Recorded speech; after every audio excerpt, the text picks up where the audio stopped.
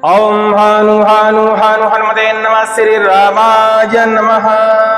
ओम काली काली महाकाली कालिके परमेश्वरी सर्वानंदकरी देवी नारायणी नमस्तुते।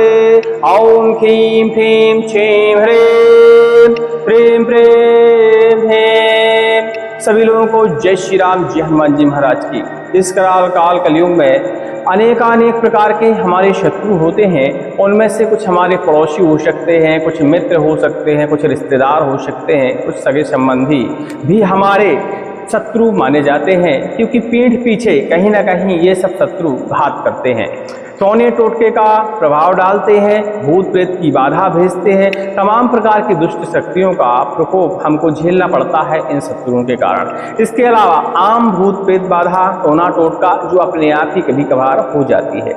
आज हम करुआ अब्बा का एक ऐसा मंत्र है जिसका हम विधि विधान बताने वाले हैं, जो समस्त प्रकार के शत्रुओं का विनाश करने के लिए खासकर प्रयोग किया जाता है।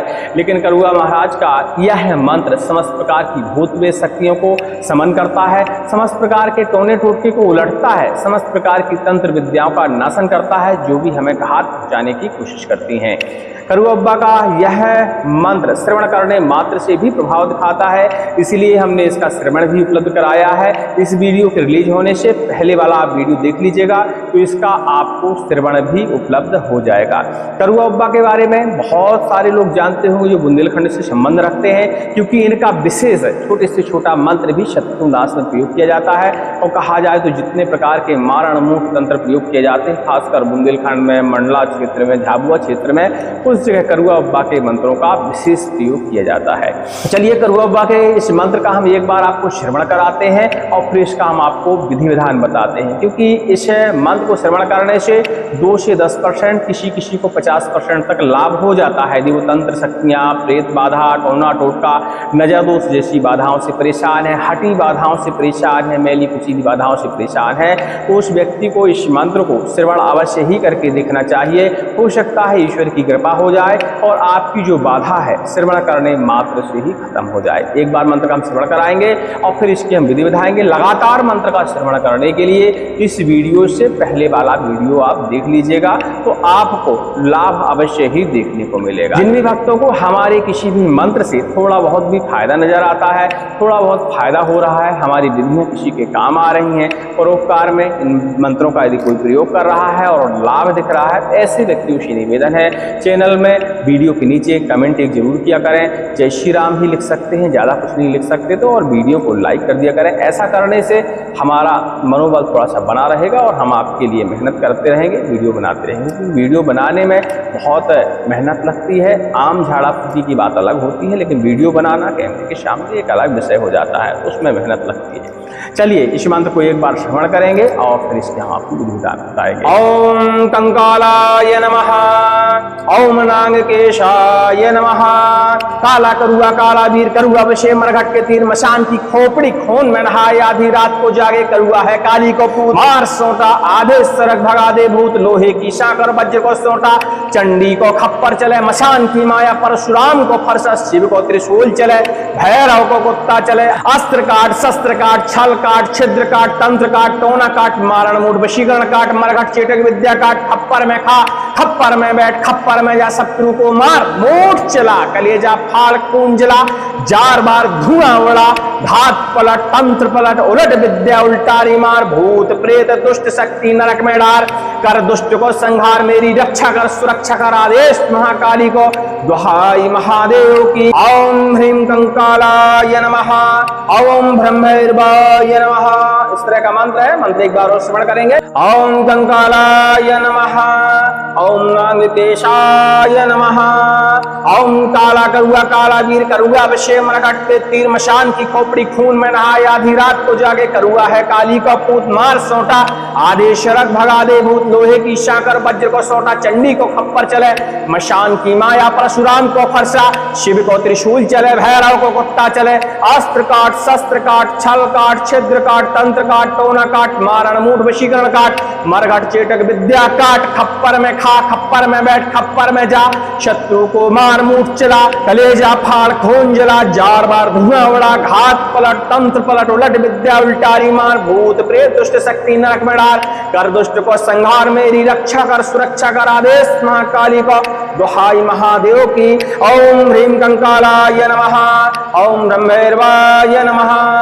इस तरह का देखिए मंत्र है, बहुत तीक्ष्ण मंत्र माने जाते हैं करुआ बब्बा के। इन मंत्रों को जैसे ही आप श्रवण करते हैं तुरंत ही झाड़ा लगता है। इस मंत्र को 1 से 5 बार बिना सिद्धि किए हुए आप प्रयोग करके देख सकते हैं और झाड़ा लगा सकते हैं। तुरंत ही व्यक्ति को राहत मिलेगी। यदि उसके ऊपर किसी प्रकार का तंत्र किया गया है, टोना टोटका किया गया है, मारण मूड वशीकरण का प्रयोग किया गया है, तमाम प्रकार की दुष्ट बाधाएं, प्रेत बाधा, ब्रह्म राक्षस 26 की बाधा, डाकनी साकनी की बाधा, मसान की बाधा, जितनी भी प्रकार की दुष्ट बाधा होती हैं जो हमें परेशान कर सकती हैं, इनमें से यदि कोई भी बाधा होती है तुरंत ही राहत मिलेगी और ये बाधाएं दूर हो जाएंगी। तो एक बार इस मंत्र को कंठस्थ करने के बाद आप झाड़ा लगा के जरूर देखिएगा। और कंठस्थ करने का अच्छा तरीका होता है, मंत्र को श्रवण करिए, स्क्रीन पर देख देख के पढ़िए या काफी में लिख लीजिए, उससे देख देख के पढ़िए और श्रवण करिए। 10 से 5 मिनट में बड़े से बड़ा मंत्र याद हो जाता है। तो आप इस मंत्र को कंठस्थ करिएगा तभी झाड़ा लगाइएगा, क्योंकि देखिए मंत्र को यदि हम कंठस्थ करते हैं तो 10% उसमें अपने आप ही सिद्धि मिल जाती है। चलिए अब इस मंत्र का हम आपको विधि विधान बताते हैं। करुआ महाराज का यह मंत्र हमने पहले भी बताया है, शत्रु नाशक विशेष है, लेकिन आज हम इस मंत्र को समस्त प्रकार की बाधाओं को हरण करने की विधि आपको बताने वाले हैं। मेन इसको जागरण करने की, इसको सिद्ध करने की विधि बताने वाले हैं। करुआ बब्बा देखिए तो एक प्रकार से माना जाए तो तामसिक देव माने जाते हैं और कई जगह इनकी सात्विक पूजा भी होती है, कई जगह इनकी तामसिक पूजा भी करी जाती है। वो तो साधक के ऊपर निर्भर करता है कि वो किस तरह का साधक है और किस तरह देवी देवताओं की पूजा करेगा। चलिए अब इनके मंत्र को आपने श्रवण कर लिया, अब इसकी विधि अच्छे से समझते हैं ताकि आप कहीं भी कंफ्यूज ना हो और इस मंत्र का आसानी से सिद्धीकरण करके प्रयोग करें, बाधा का हट कर सकें। विधि बहुत छोटी है लेकिन थोड़ा कठिनाई वाली है, तो ध्यान से सुनिएगा। दीपावली की रात, दीपावली के बाद के जो 11 दिन होते हैं दुष्टोनी एकादशी तक, उन दिनों में, इसके अलावा नवरात्रि में, नवरात्रि के बाद होली की रात्रि में आप इस मंत्र की साधना कर सकते हो। बहुत जल्दी देखिए नवरात्रि भी आने वाली है और दीपावली भी आने वाली है। अमावस्या के दिन इमरजेंसी में आप इस मंत्र की साधना कर सकते हैं, लेकिन ग्रहण काल यदि मिलता है तो अति उत्तम है, ग्रहण काल में भी इस मंत्र की आप साधना कर सकते हैं। चलिए मंत्र आपने सुन लिया, कंठस्थ कर लिया, मुहूर्त ही आपको पता चल गए। अब इसकी विधि विधान संपूर्ण तरीके से समझते हैं। करुआ बब्बा देखिए भैरव के अंशावतार माने जाते हैं, तो भैरव महाराज का चित्र बढ़िया से स्थापित कर लीजिए। जिस दिन साधना करना हो उस दिन व्रत पूर्णतया अवश्य रखिए। थोड़ा बहुत आहार कर सकते हैं, चाय वगैरह, जल वगैरह, ऐसा हल्का आहार कर सकते हैं जिसमें आपको पसीना कम निकले, यूरिन कम जाना पड़े, मतलब लघु शंखा कम जाना पड़े, ऐसे आहारों का आप पालन कर सकते हैं। क्योंकि मंत्र की साधना करते समय हमें लंबे समय तक बैठना होता है, जप करना होता है, और बीच में यदि हम उठते हैं तो हमारा जप बेकार हो जाता है, खंडित हो जाता है और उसे पूजा में विघ्न मानते हैं। तो बढ़िया से भैरव महाराज का आप चित्र स्थापित कर सकते हैं। भैरव महाराज का विधि विधान से आप पूजन करेंगे और पूजन करने से पहले कुछ सामग्रियां हैं जिनका इंतजाम आपको पहले से करके रखना है। क्या क्या करना है?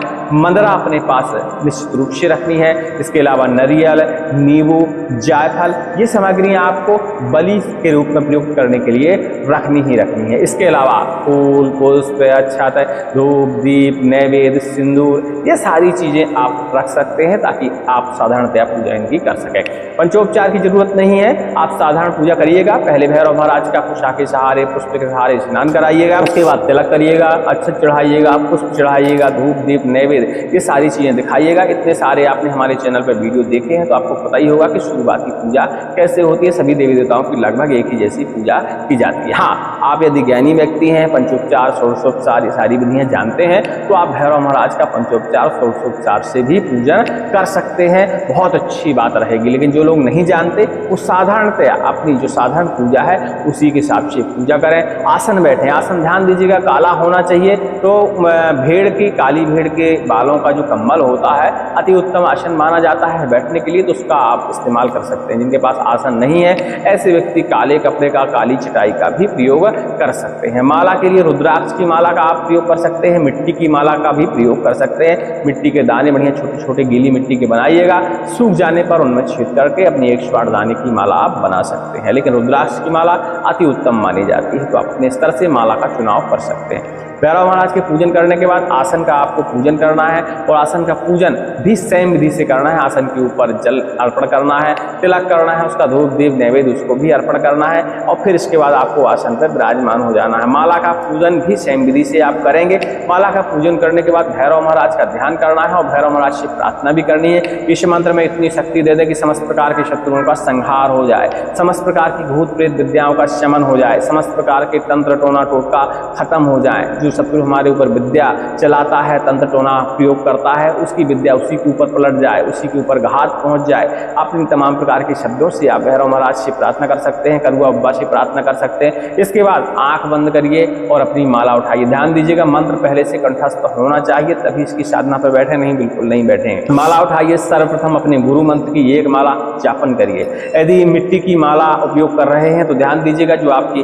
पहले से कोई माला है जिससे आप गुरु मंत्र का जाप करते हैं, उस मंत्र से गुरु मंत्र का जाप कर लें, फिर अपनी मिट्टी की माला में करुआ अब्बा के इस मंत्र का आप जापन करें। लेकिन आप रुद्राक्ष की माला इस्तेमाल कर रहे हैं तो गुरु मंत्र और करुआ अब्बा के इस मंत्र दोनों का आप जापन कर सकते हैं। इसका 11 माला जप करने का विधान है और 11 माला जप करने में आपको 4 से 5 घंटे, 6 घंटे, 7 घंटे भी लग सकते हैं। तो हमने इसलिए आपको बताया कि व्रत पूर्णतया रहिएगा ताकि लघु शंका, दीर्घ शंका ये सारी चीजें ना हो।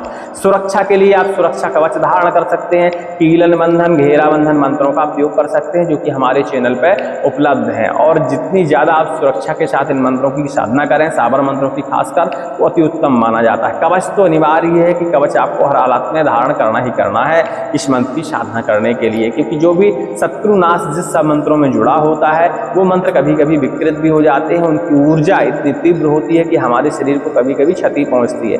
इसलिए यदि हम कवच धारण करते हैं तो हमारे शरीर को मंत्र की विकृति महसूस नहीं होती, उसकी गलत ऊर्जा हमारे शरीर को क्षति नहीं पहुंचाती, बुद्धि को क्षति नहीं पहुंचाती। तो ये तमाम प्रकार के इंतजाम आपको करने ही चाहिए। जो व्यक्ति कवच बना सकते हैं तो बना लीजिएगा। चैनल पे हमारी वीडियो उपलब्ध है। पिछली नवरात्रि के आसपास हमने कवच बनाने का वीडियो उपलब्ध आपको कराया था, जिसमें सर्वसिद्धित औषधियों का प्रयोग किया जाता है, कुछ मंत्रों का प्रयोग किया जाता है। तो आप बढ़िया से घर में कवच बना सकते हैं। जो लोग नहीं बना सकते तो ऐसे व्यक्ति हमें टेलीग्राम के माध्यम से, फोन के माध्यम से, कमेंट के माध्यम से संपर्क कर सकते हैं, उन्हें हम कवच बनाकर भिजा देंगे। तो कवच धारण करना अनिवार्य है इस मंत्र के लिए, तो ये आपको ध्यान देने वाली बात है। इसके बाद पूर्ण श्रद्धा के साथ, जब तक मंत्र की सिद्धा आपके मन में नहीं होगी तब तक मंत्र किसी काम के नहीं होते, सिर्फ वो शब्द होते हैं और कुछ नहीं होते।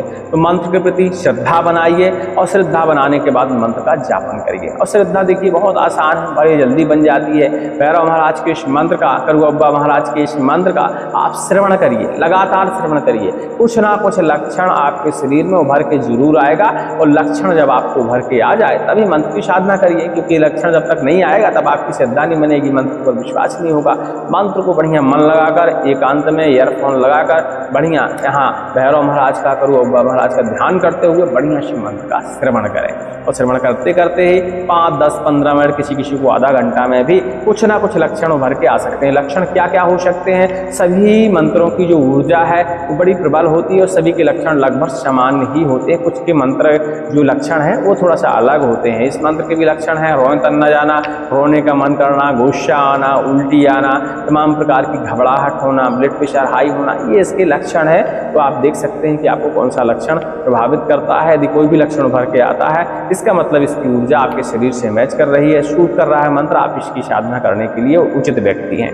तो मंत्र की साधना करिए, 11 माला जप करिए और 11 माला जप करने के बाद शुद्ध घी के साथ अग्नि में गोबर के कंडे यदि हों आपके पास गाय की तो उसमें इस्तेमाल कर सकते हैं। लकड़ी का कोयला आप जला सकते हैं, लकड़ियाँ संविदा भी रख सकते हैं, हवन कुंड भी बना सकते हैं, खप्पर में भी हवन कर सकते हैं। वो आपका विधान है कि आपको कैसे करना है। जरूरी नहीं है कि वेदी में करें या खप्पर में करें, चुनाव आप अपने हिसाब से कर सकते हैं। ठीक है, बढ़िया से घी की शुद्ध आहुतियाँ इसी मंत्र का पाठन करते हुए डालें। कम से कम 10% हवन करें। 11 माला का 10% निकाल लीजिएगा और उतना ही आप हवन करेंगे। हवन करने के बाद यह मंत्र सिद्ध हो जाता है। भगवान भैरव को, करुआ अब्बा को फिर से धूप दीप नैवेद्य अर्पण करें। मदरा आप लाए हुए थे तो उस मदरा का भी आप प्रयोग करने की बारी आ जाती है। तो भैरव महाराज का आपने जो चित्र रखा था उसी के बाजू में दाहिने तरफ एक पात्र मिट्टी का आप रख लीजिए। सर्वप्रथम जायफल को बढ़िया से उसका स्नान कराइए, उसका तिलक करिए, उसके बाद पुष्प चढ़ाइए और इसके बाद उसको भी धूप दीप नैवेद्य अर्पण कर दीजिए। इसके बाद उसको भैरव महाराज को समर्पण कर दीजिए। करुआ अब्बा को उस जायफल को समर्पण कर दीजिए। 2 टुकड़े करने के बाद, और 2 टुकड़े करने के बाद उसके ऊपर सिंदूर अर्पण कर दीजिए। बलि के रूप में यह प्रयुक्त माना जाता है, तो आप उसे अर्पण कर सकते हैं। उसके बाद आप चाहें तो नींबू और नारियल की बलि भी प्रयोग कर सकते हैं, कोई दिक्कत नहीं, एक ही बलि का प्रयोग करना है। बलि प्रयोग करने के बाद अपने दाहिने तरफ, पटे के दाहिने तरफ आपने, हमने बताया एक मिट्टी का आपने पात्र रखा है, उस पात्र में मदरा लेना है, इसी मंत्र का पाठन करना है और मदरा की धार पात्र के अंदर आपको डालनी है धीरे धीरे, जब तक मंत्र पूर्णतया संपन्न ना हो जाए। एक बार ही पाठन करना है और जब तक मंत्र आप बोलते रहें उस समय तक धार गिरती रहनी चाहिए। तो बढ़िया से ऐसे पकड़ के आराम से धार गिरनी चाहिए, तो उस हिसाब से आप मदरा की बोतल को पकड़ सकते हैं और करुआ बाबा को मदरा की धार दे सकते हैं। बस इतना ही करना होता है, मंत्र सिद्ध हो जाता है। अपने आसन के नीचे जल का छिड़काव करिए और इस तरह की मुद्रा बनाकर उस जल का अपने उपमाथे पर 3 बार तिलक कर लीजिए। बस यह मंत्र समझ लीजिए सिद्ध हो गया। अब आती है इस मंत्र को प्रयोग करने की बारी कि हम भूत प्रेत बाधा में, तंत्र उल्टाने में, शत्रु नाश में कैसे कैसे प्रयोग करें। तो इस विषय में भी हम चर्चा करेंगे। वीडियो ऐसे भी बहुत बड़ा हो गया तो शॉर्ट में बताएंगे। अधिक जानकारी के लिए आप टेलीग्राम में या फोन के माध्यम से हमें संपर्क कर लीजिएगा। किसी के ऊपर वो भूत प्रेत की बाधा होती है, टोना टोटका की बाधा होती है, मारण मूड वशीकरण की बाधा होती है,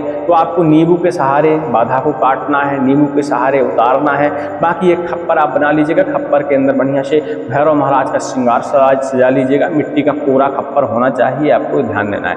खप्पर हाथ में लेकर भैरव महाराज के श्री मंत्र का पाठन करना है और जिसके ऊपर भी बाधा है, पीड़ित व्यक्ति है, मारण मूड वशीकरण तंत्र का उसके ऊपर प्रयोग किया गया है, किसी ने कोई घात किया है, कोई भूत प्रेत है, मैली कुचेली बाधा है, ऐसे व्यक्ति के ऊपर हाथ में खप्पर पकड़कर उसके ऊपर बढ़िया से 7 बार उल्टा उतार लेना है और खप्पर को किसी एकांत जमीन में, एकांत जंगल में, शमशान के किनारे कहीं भी उस खप्पर को आप छुड़वा सकते हैं। समझ लीजिए समस्त प्रकार की बाधा उसके शरीर से उतर जाएंगी। बहुत ही आसान तरीका होता है। लेकिन यदि आपको शंका है कि मारण प्रयोग किया गया है, मूठ का प्रयोग किया गया है, ऐसे में खप्पर के साथ उतारने के बाद उस व्यक्ति के जिसके ऊपर बाधा थी उसके थोड़े से बाल काटना है, थोड़े से नाखून काटना है और उनको एक नींबू के अंदर बढ़िया फंसाकर नींबू को काट लीजिएगा, उसके अंदर फंसा लीजिएगा, धागे से उसको बांध दीजिएगा और इसी खप्पर में रख दीजिएगा और वो सारी सामग्री आप घर से बाहर कहीं दूर एकांत में रखवा दीजिएगा। ऐसा करने से तुरंत ही उसके ऊपर किसी भी प्रकार का मारण मूठ का प्रयोग किया गया हो, किसी भी प्रकार का तंत्र हो, यहाँ तक कि डाकनी, साकनी, मरी, मशान, भूत प्रेत, बनम, राक्षस, 26 तमाम प्रकार की दुष्ट बाधाएं हो, तुरंत ही उसके शरीर से उतर जाती है। इसके अलावा गाय की पूंछ के बालों से बनी हुई रस्सी आपको बनवानी पड़ेगी और उस रस्सी के सहारे इस मंत्र का पाठन करते हुए यदि आप झाड़ा लगाते हैं तो किसी भी प्रकार का हटी भूत प्रेत हो, किसी भी प्रकार की डायन चुड़ैल हो, तुरंत ही वहां से कुशों दूर भाग जाती है। इस मंत्र का पाठन करिए और उस रस्सी को, जिसे हम लोग सोटा कहते हैं, भैरव सोटा भी कहते हैं, तो आप उस रस्सी के बढ़िया से प्रहार करिए और उस मंत्र का पाठन करिए। तो हमने बताया भूत प्रेत बाधा इतनी तीव्र गति से भागती हैं, इतनी तीव्र गति से भागती हैं कि वहां आने की दोबारा हिम्मत नहीं कर सकती। जब आपको यकीन हो जाए कि पूर्णतया बाधा का हरण हो गया है, पूर्णतया बाधा भाग गई है, तब एक कवच है आप उस व्यक्ति को पहना सकते हैं। इसी मंत्र की जो आपने आहूतियां डाली थी सिद्ध करते समय, उस भस्मी का भी आप प्रयोग कर सकते हैं। उसको ताबीज के अंदर भरकर रोगी को पहना सकते हैं। नहीं तो आप कवच, नारसिंह कवच, अघोर कवच, चंडी कवच, प्रत्यांगरा कवच, भैरव कवच, तमाम प्रकार के कवच है। बनाने का विधि विधान हमने चैनल पर उपलब्ध करा रखा है। बना के अपनी श्रद्धा अनुसार व्यक्ति को पहना सकते हैं। ठीक है, इतना ध्यान दीजिएगा जब कवच आप पहनाइएगा या कवच दीजिएगा तो कुछ दक्षिणा जरूर दीजिएगा, क्योंकि थोड़ी सी दक्षिणा, ज़्यादा नहीं लेने की जरूरत है। 100-150 भी आप ले लेंगे तो उतने में गुड़ लेना है, चना लेना है, नारियल लेना है और थोड़ा सा धूप दीप नैवेद्य लेना है और किसी भी भैरव महाराज के मंदिर में वो सारी चीज़ें, उसने जो दक्षिणा दी है, उससे जो सामग्री आई है, उसको भैरव महाराज के मंदिर में अर्पण कर देना है अपनी तरफ से। ये आपको हर बार करना है, ये आपको ध्यान देने वाली बात है। चलिए, उम्मीद करते हैं हमारी बात को आप समझ गए होंगे। अब बात आती है इस मंत्र का शत्रु नाश में कैसे प्रयोग किया जाता है। देखिए, जब मंत्र का हम प्रयोग करते हैं तो हमारी भावनाएं अलग अलग होती हैं। कभी कभी हम मंत्र को परोपकार के रूप में प्रयोग करते हैं, भूत प्रेत तंत्र बाधा का हरण करने के लिए, और कभी कभी हम उसी मंत्र का प्रयोग शत्रुनाश में भी करते हैं। तो उसी प्रकार यह भी है, यह भी शत्रुनाश में मंत्र प्रयोग किया जाता है। जो व्यक्ति अपने शत्रुओं से बहुत परेशान हो, पक्का यकीन है कि वह व्यक्ति आपके ऊपर किसी न किसी प्रकार का घात पहुंचा रहा है, किसी प्रकार का टोना करवा रहा है, कुछ न कुछ आपको क्षति पहुंचा रहा है। ऐसी यदि आपको पूरी तरह शंका है, पूरी तरह विश्वास है, तभी इस मंत्र का प्रयोग करिएगा, क्योंकि भैरव महाराज निर्णय के देवता भी माने जाते हैं। यदि सामने वाला व्यक्ति गलत नहीं है तो आपका मंत्र उस व्यक्ति के ऊपर कार्य नहीं करेगा, और यदि वास्तविकता में वह गलती कर रहा है, जैसा कि आपने निवेदन किया है, वो आपके ऊपर घात पहुंचा रहा है, तो यह मंत्र अपने आप ही कार्यशील हो जाता है और आपके शत्रु का शमन करने लगता है। शमन करवाने के लिए आपको आपके शत्रु की सामग्री कोई ना कोई होनी चाहिए। उसके पैरों के नीचे की मिट्टी हो सकती है, उसके बाल हो सकते हैं, नाखून हो सकते हैं, उसके द्वारा इस्तेमाल किया हुआ वस्त्र भी हो सकता है। तो इन सारी सामग्रियों में से कोई भी एक सामग्री जो आपको आसानी से उपलब्ध हो जाए उसको उपलब्ध कराना है और अपने साथ उसको लेकर शमशान जाना है। शमशान में एक पटा बढ़िया से बिछाना है, एक पुतला बनाना है, मिट्टी का बना सकते हैं, कपड़े का बना सकते हैं, अपनी इच्छा अनुसार उपयोग कर सकते हैं। और जो सामग्री उस शत्रु की आप लाए हैं, उस पुतले के अंदर उस सामग्री को आपको सेट करना है। सेट करने के बाद उस पुतले का भी विधि विधान से पूजन करना है, काला सिंदूर उसके ऊपर अर्पण करना है, काली गुंजा की माला उसको पहनानी है, थोड़ी 5-6 दाने की माला आप बनाकर उसे पहना सकते हैं आसानी के साथ। इसके बाद शत्रु का अपना पूर्णतः ध्यान करना है, पुतले को अपने हाथ में पकड़ते हुए इस मंत्र का फिर पाठन करना है और शत्रु का पुतला पटे के ऊपर रखने के बाद उसके सीने में इसी मंत्र का पाठन करते हुए एक लोहे की कील चुभा देना है। बस इतना ही आपका कार्य है। पुतले को कील चुभाने के बाद जमीन में कम से कम इतना गड्ढा खोद कर, चाहे तो आप गहरा भी खोद सकते हैं, और उस पुतले को वहीं दबा देना है। मदरा लेना है, शुद्ध देसी लेंगे तो अति उत्तम है। महुआ की बाली अच्छी चल जाती है, उस मदरा को लीजिए, इसी मंत्र का पाठन कर दिए और जो आपने पुतला जमीन में डाला है उसके ऊपर मिट्टी ढांकने से पहले उसके ऊपर मदरा की धार दीजिए और इस मंत्र का आप पाठन करिए। बस इतना सा ही कार्य है। इसके बाद आप उस पुतले को ढक दीजिए, ऊपर 3-4 गुंजा के बीज मिट्टी के ऊपर बो दीजिए और थोड़ा सा जल भी आप डाल दीजिए। बस इतना ही कार्य आपको करना है। वापस अपने घर में आना है। 4 से 7 दिन बाद आपको उस जगह देखने जाना है। यदि जमीन सूख गई है तो पानी और उस जगह डाल देना है, ताकि गुंजा के बीज जो है अंकुरित हो सके। जैसे ही गुंजा के बीज अंकुरित होंगे, आपके शत्रु का शमन होना उसी क्षण से शुरू हो जाएगा और इस क्रिया को कोई पकड़ भी नहीं पाएगा, क्योंकि किसी को नहीं पता चलेगा कि हमें वह पेड़ काटना पड़ेगा, क्योंकि उस क्रिया को यदि हमें टालना है, उसका तंत्र यदि हटाना है, तो उस पेड़ को आपको काट के सुखाना पड़ेगा, तभी वह विद्या उसके ऊपर से हटेगी, नहीं तो कोई नहीं हटा सकता। चलिए, उम्मीद करते हैं हमारी बात को समझ गए होंगे। लेकिन यह क्रिया करने से पहले एक बार सलाह अच्छे रूप से आप जरूर लिख लीजिएगा, क्योंकि यदि आपका शत्रु दोषी नहीं है तो इस चीज़ों का उल्टा भी कभी कभी प्रभाव पड़ता है, क्योंकि भैरव महाराज निर्णय की देवता माने जाते हैं। अच्छे गुरु से सलाह लीजिएगा। क्रियाएं करते समय सुरक्षा का पूर्णतया ध्यान रखिएगा, नहीं तो अक्सर देखा जाता है कि तंत्र मंत्र प्रयोग करते समय, तंत्र मंत्र सिद्ध करते समय 80% लोग दिमाग से क्रैक हो जाते हैं, कई तो पागल हो जाते हैं, उन्हें शुद्ध ही हो जाती है। तो सुरक्षा का प्रबंध अच्छे करिएगा, अच्छे गुरु से सलाह लीजिएगा और गुरु आदेश के बाद ही करुआ बाबा के खासकर मंत्रों का प्रयोग करने का प्रयास करिएगा। हाँ, श्रवण करने में किसी भी प्रकार के आदेश की जरूरत नहीं है। श्रवण आप किसी भी तरह कर सकते हैं, हर तरह से लाभ देगा और श्रवण करने में किसी प्रकार का कोई दोष नहीं होता है। उम्मीद करते हैं हमारी बात को समझ गए होंगे। अधिक जानकारी के लिए फोन लगा लीजिएगा और टेलीग्राम में लिख दीजिएगा। अपनी पर्सनल जानकारियां प्राइवेट चैट में ही छोड़िएगा। सभी को जय श्री राम, जय हनुमान जी महाराज की मंत्र डिस्क्रिप्शन में लिखा हुआ मिल जाएगा।